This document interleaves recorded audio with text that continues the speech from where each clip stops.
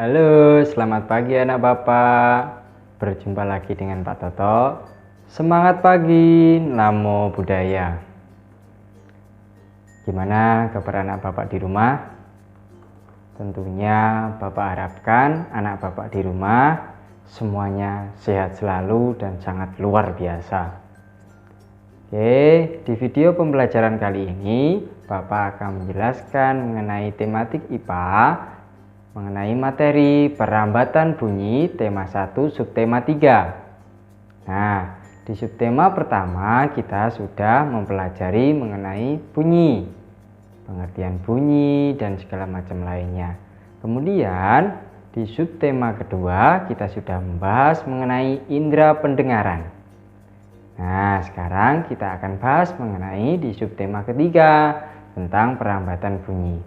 Namun sebelum Bapak akan menjelaskan media pembelajaran ini atau materi yang Bapak akan jelaskan nanti, anak Bapak di rumah silahkan mempersiapkan diri. Siapkan pensil, siapkan alat tulisnya. Nah, setelah itu anak Bapak duduk dengan tenang dan menonton video pembelajaran dan memahami materi yang Bapak jelaskan, ya. Oke, mari kita mulai. Tuhan telah menganugerahkan kita indera pendengar.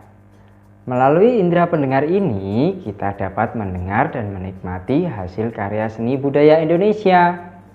Nah, Tuhan juga telah menciptakan beberapa fenomena alam. Nah, fenomena alam ini contohnya yaitu petir. Nah, petir ini dapat kita dengar melalui atau merambat melalui udara.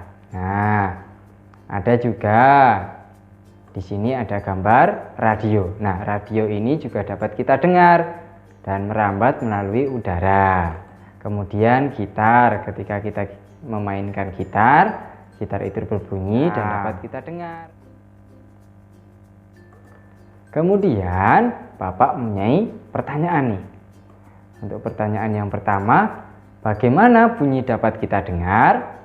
Kemudian pertanyaan yang kedua, melalui media apakah bunyi dapat merambat? Nah, sekarang kita akan bahas. Oke, untuk yang pertama kita bahas mengenai pengertian perambatan bunyi. Nah, perambatan bunyi adalah peristiwa merambatnya suatu gelombang longitudinal melalui media zat padat, zat cair, atau gas sampai ke telinga kita. Nah, perambatan bunyi ini dapat melalui ketiga ini ya anak Bapak, zat padat, zat cair, dan gas. Nah, di sini Bapak mempunyai perambatan bunyi yang melalui berbagai benda. Contohnya di sini akan Bapak jelaskan. Nah, di sini melalui benda gas. Nah, contohnya jika anak Bapak berbicara dengan temannya, terus ngobrol, mengeluarkan suara. Nah, itu tandanya suara tersebut dapat kita dengar melalui udara.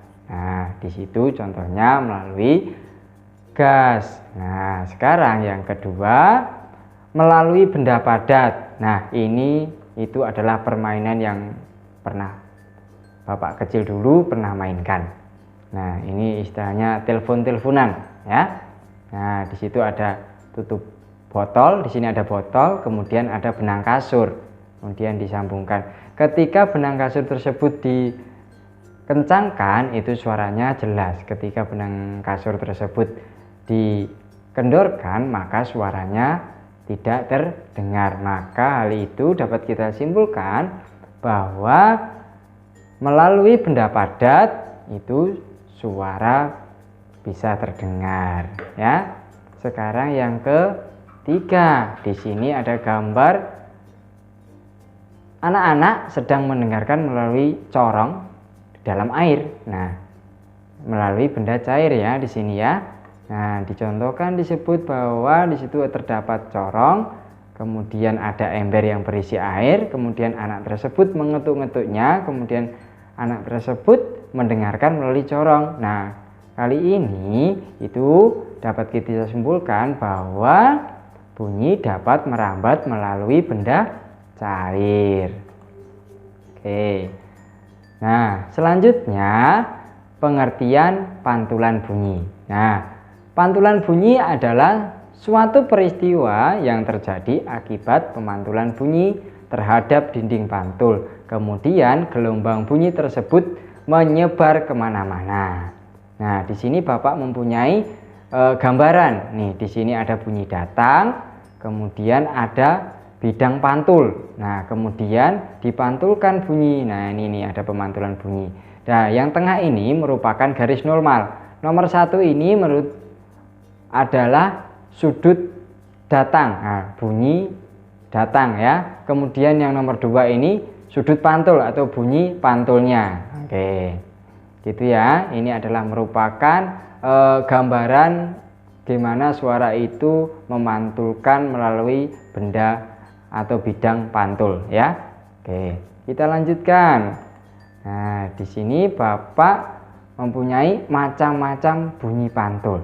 Nah, apa saja sih Pak? Yang pertama ada gaung atau gerdam. Gaung merupakan bunyi pantul yang terdengar bersamaan dengan bunyi aslinya.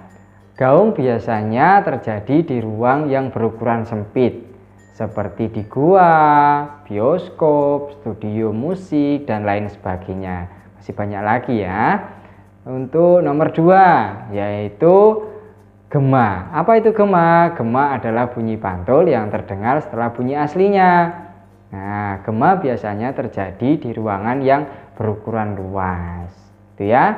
Terus bagaimana Pak cara mencegah pantulan bunyi? Apakah menggunakan bahan-bahan apa? Lunak ataukah tidak lunak? Nah, bahan-bahan untuk mencegah pemantulan bunyi antara lain, nah di sini ada syarat benda yang dapat menyerap bunyi adalah sifatnya lunak. Nah ya, yang dapat menyerap bunyi pantul itu benda yang sifatnya lunak. Seperti apa? Yaitu karet, kapas, kemudian karpet, kain, dan lain sebagainya. Masih banyak lagi ya, kecuali yang benda tidak lunak ya. Oke. Untuk selanjutnya yaitu manfaat pemantulan bunyi. Nah, apa saja manfaat pemantulan bunyi Pak? Di sini ada nomor 1, mendeteksi kerusakan logam. Yang nomor 2, ultrasonografi atau USG. Nomor 3, mengukur kedalaman laut. Kemudian nomor 4, mengetahui kedudukan benda dalam laut. Nomor 5, mendengarkan detak jantung pasien. Nah, itu adalah manfaat-manfaat dari pantulan bunyi ya. Oke, selanjutnya alat musik dan cara memainkannya. Oh, ini di sini ada alat musik gitar dengan cara dipetik, kemudian gendang dengan cara dipukul, kemudian ketiga trompet dengan cara ditiup, 4, angklung dengan cara digoyang. Kemudian yang kelima, biola dengan cara digesek. Nah, itu tadi materi tentang perambatan bunyi. Tadi perambatan bunyi ada berapa? Ada 3 macam. Perambatan melalui gas, kemudian perambatan melalui benda padat, dan perambatan melalui benda cair. Jadi manfaat-manfaat pemantulan bunyi itu sangat banyak sekali. Salah satunya tadi dapat mengukur kedalaman laut. Nah, itu saja penjelasan materi yang Bapak sampaikan. Semoga anak Bapak di rumah dapat mengerti dan dapat memahami materi yang Bapak sampaikan ini. Tetap ingat pesan dari Bapak, jaga diri, jaga kesehatan, hindari kerumunan. Kalau pergi kemana-mana, silahkan memakai masker. Itu saja. Terima kasih. Semangat pagi. Namo Buddhaya.